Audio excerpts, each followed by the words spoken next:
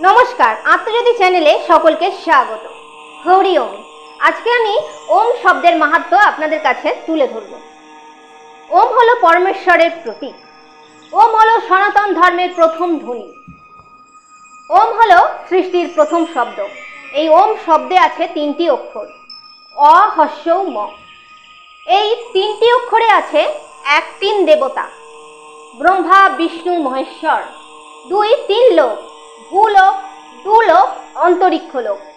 তিন গুণ, সত্য, রজ, তম। তিন অবস্থা, স্থূল, সূক্ষ্ম, অতি সূক্ষ্ম।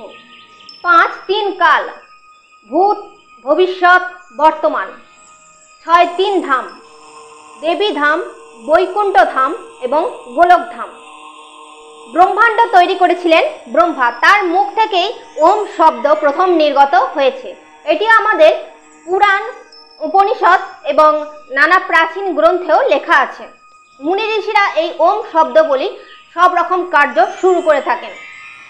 যখন নাসা এবং অন্যান্য সায়েন্টিস্টরা কসমোসের সাউন্ড ক্যাপচার করে, তখনও স্পেসে এই ওম সাউন্ডটা পাওয়া গেছে। ব্রহ্মার মুখ থেকে নির্গত ওম শব্দ ব্রহ্মাণ্ডে পাওয়া যাবে, সেটাই তো স্বাভাবিক।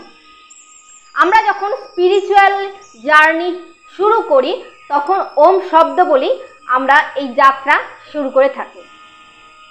নমস্কার।